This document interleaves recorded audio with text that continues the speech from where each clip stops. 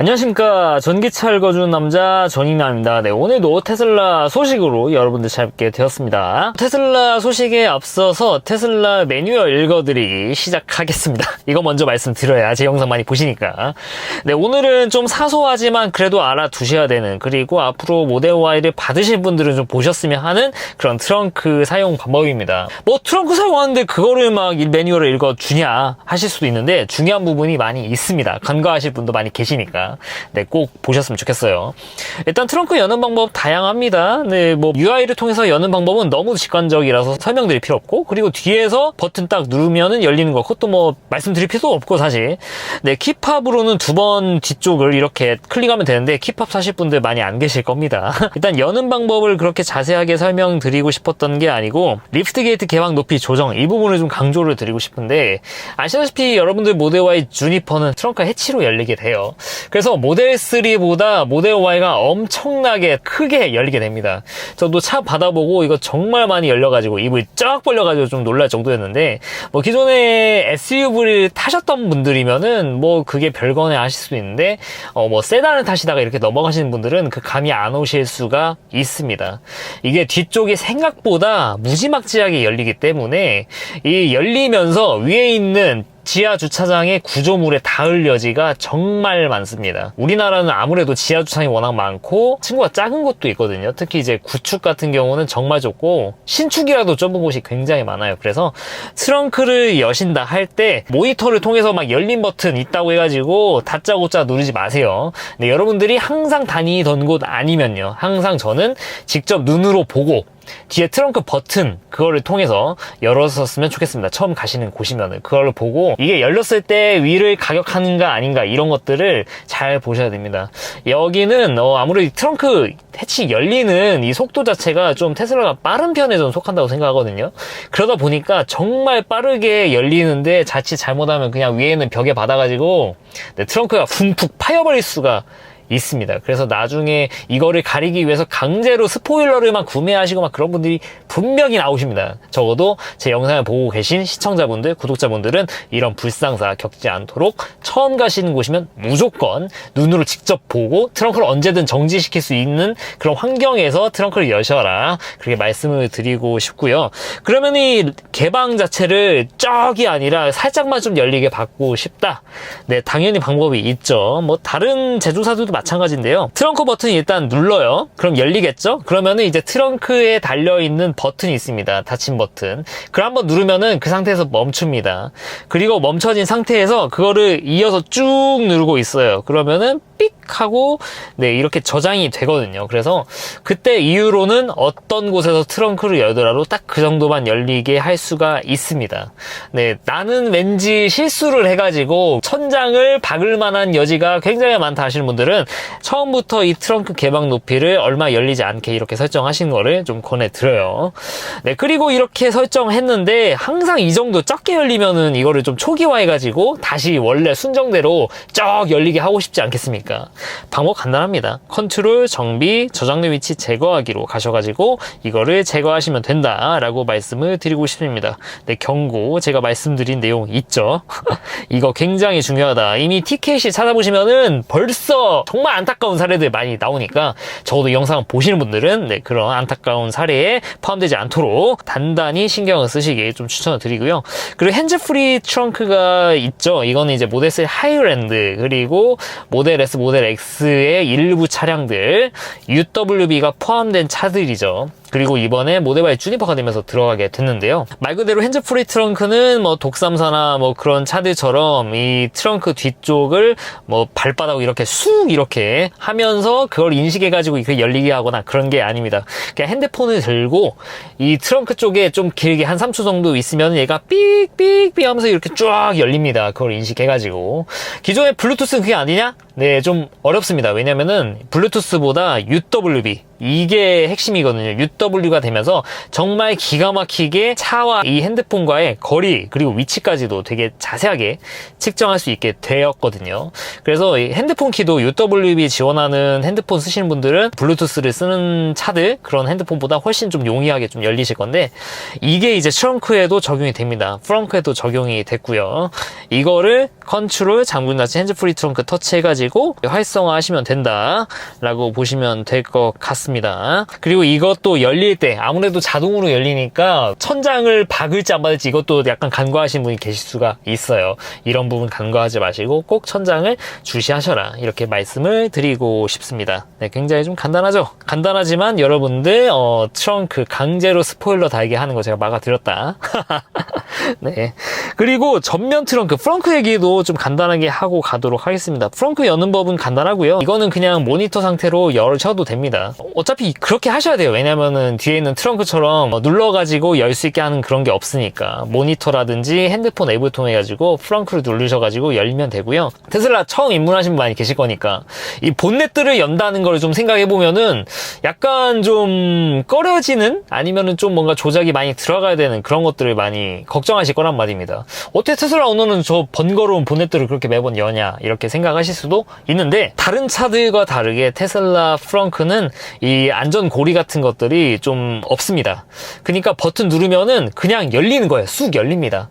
원래 내연차나 다른 브랜드 차들 이 본네트 열려가면은 일단은 잠금 해제하고 손 집어 넣어가지고 2차 잠금까지 해제해야 겨우 열리는 거지 않습니까? 근데 테슬라는 그렇지 않다. 그리고 이거 열리는데 막 왠지 본네트 같은 거 막 쾅 닫고 막 하지 않습니까? 옛날 차들 보면은. 근데 얘는 되게 가볍습니다. 알루미늄이에요, 이게. 그래서 굉장히 쉽게 열리고 닫는데도 쾅 이렇게 내려가지 않습니다.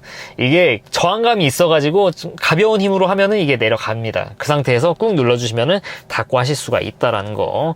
닫을 때 주의사항은 여기 원래 테슬라 마크가 있어야 되는 부분, 왠지 이거를 꾹 눌러가지고 닫고 싶을 겁니다.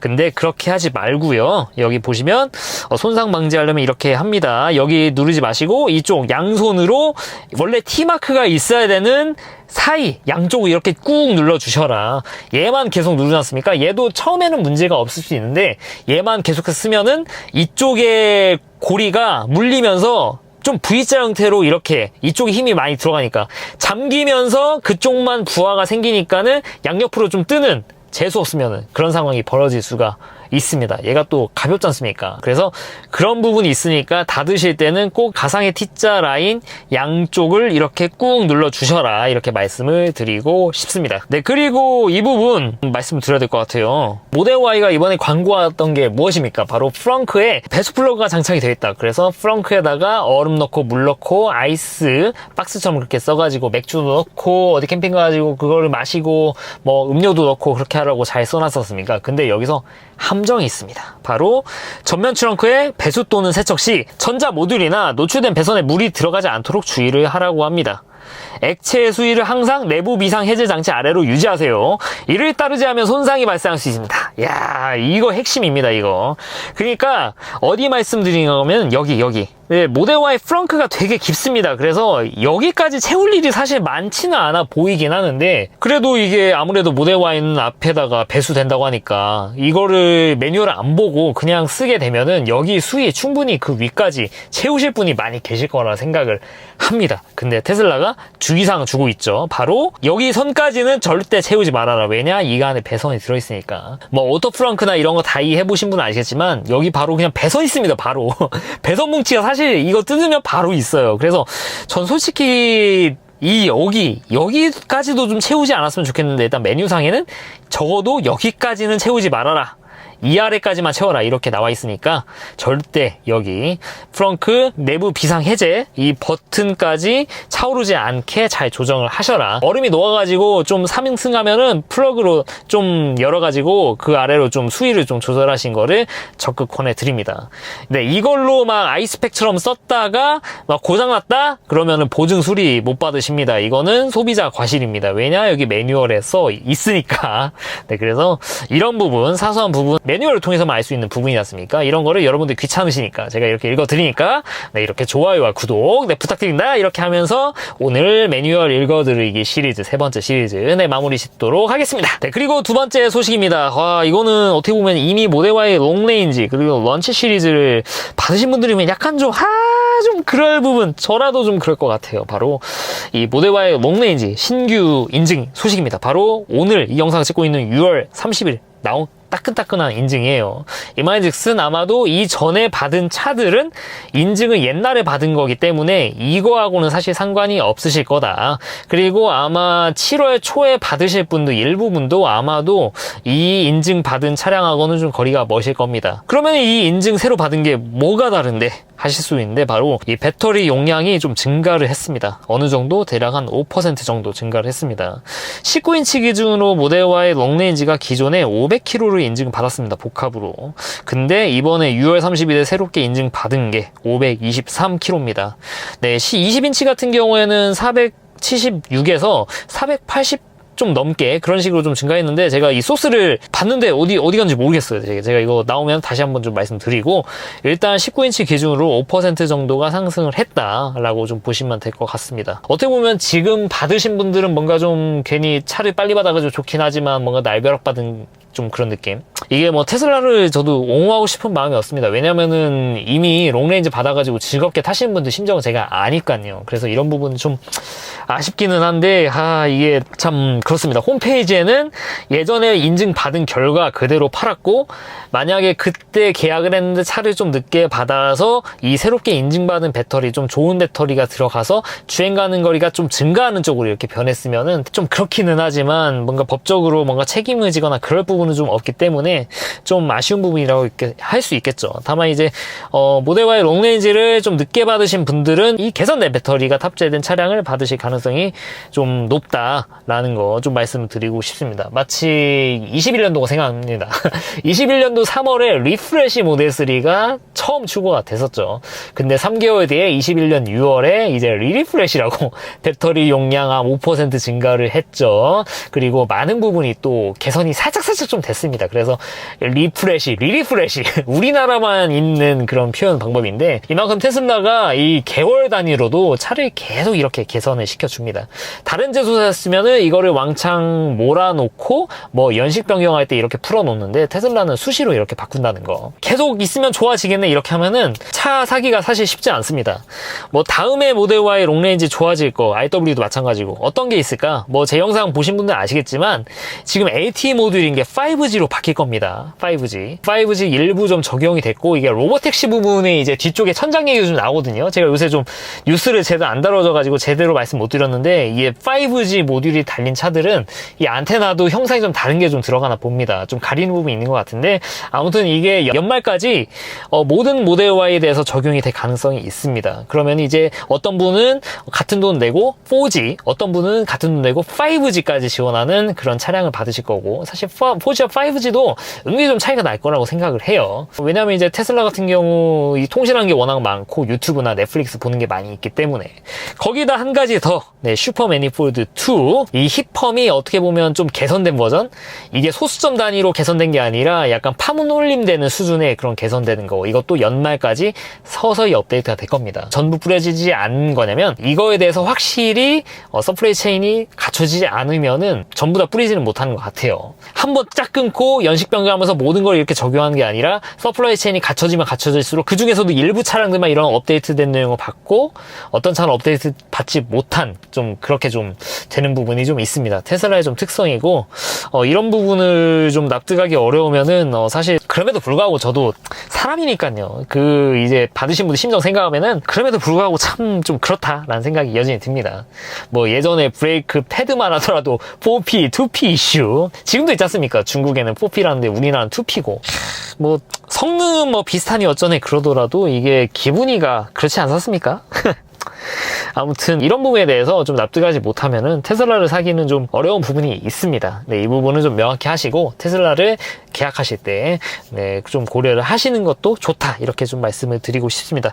그러면은 어떤 부분이 개선했냐? 배터리 충전지 용량이 대략 한 5% 정도 네, 증가된 것으로 일단 보여집니다. 이거를 제가 예전에 한번 읊어드렸습니다. 2월에 나온 뉴스인데, 이번에 출시되는 모델 Y 주니퍼에는 LG 에너지 솔루션의 뉴 2170 배터리가 공급이 된다라고 한번 말씀을 드렸었습니다. 이게 2월 뉴스거든요. 실제로 보면은 이제 5000mAh짜리가 5300mAh로 용량이 6% 정도 늘었다. 이거 계산해보면은 대략 전압 3.7V 곱하기 5.3Ah 곱하기 셀 수가 4410개인가? 4416개인가? 그 정도 하면은 배터리 팩이 한 86kW 시동되는데, 셀 숫자가 좀 줄었는지 아니면은 뭐가 좀 계산법이 좀 약간 달렸는지 모르겠지만 정확히 6%는 아니고 이 캔시스에 나온 거 보니까 대략 한 5% 살짝 못되게 그렇게 증가를 한 것으로 보여집니다. 네, 이때 제가 이 말씀 드리면서 이번에 모델 Y 주니퍼 배터리 용량이 그대로다, 좀 의아한 부분이 있다, 분명히 이 뉴스에는 LG 에너지 솔루션의 신형 배터리가 들어간다고 했는데 이게 적용이 안 된 것 같다라고 말씀을 드렸는데 이제서야 적용이 되네요. 아마도 그때까지 만들어 놓은, 그러니까 구형 만들어 놓은 재고가 있기 때문에 재고가 떨어질 때까지 계속 구형을 공급하고, 이제 구형 재고가 떨어지고 이제 신형 2170 LG 에너지 솔루션의 신형 배터리가 이렇게 적용이 된 것으로 보여집니다. 그 사이 좀 간극이 있는 건 약간 좀 아쉬운 부분이라고 볼 수 있겠죠. 특히 좀 런치 시리즈 같은 경우에는 더더욱 아쉽죠.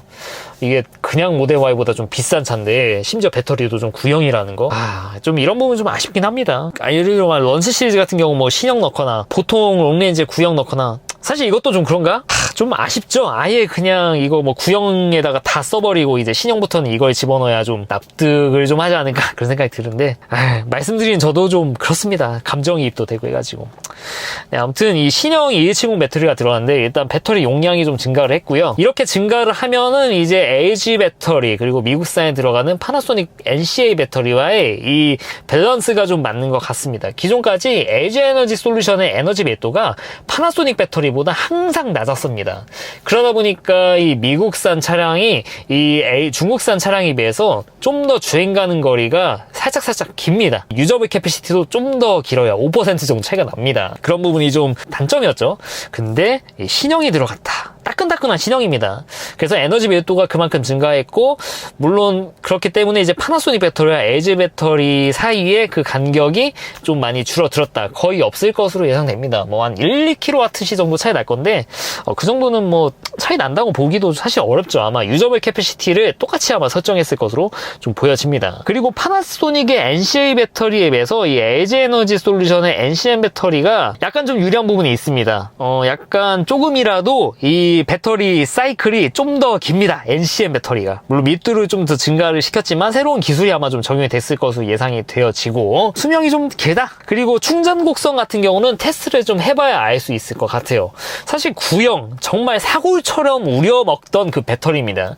그 배터리 같은 경우에는 이 충전 속도마저도 파나소닉보다 약간 좀 딸리는 부분이 있었는데, 파나소닉 배터리가 밀도 증가한 이후로 거의 4년 지나서 나온 배터리거든요. 그러다 보니까 저도 좀 기대되는 게 사실입니다. 밀도만 증가시켰다기보다 좀 이 에너지, 충전 곡선 같은 것도 좀 개선을 한 부분이 있지 않을까, 네, 그런 상상을 해보는데, 이거는 좀 테스트한 결과들이 좀 유튜브에 나오면은 한번 리뷰하는 시간 가져볼 수 있도록 하겠습니다. 네, 이제 그 로보택시 얘기까지 좀 말씀을 드려야 되는데 제 영상 길어지면 여러분들이 싫어하시니까 네, 이 정도만 좀 읽어드리고 네, 오늘 영상 마무리 짓도록 하겠습니다. 네, 이상 전기차 읽어주는 남자 전익남이었습니다. 앞으로도 유익한 주제를 가지고 여러분들 찾아뵙도록 할 테니까 좋아요와 구독 부탁드리도록 하겠습니다. 테슬라를 사면 알리익스프레스를 통해서 완성한다라고 많이들 알고 계시죠? 알리익스프레스에 테슬라 물품이 정말 많은데 어떤 걸 사야 될지 모르겠다. 전익남이 좀 추천하는, 저라면은 무조건 사는 것들을 위주로 해가지고 알리 링크를 이렇게 걸어뒀습니다.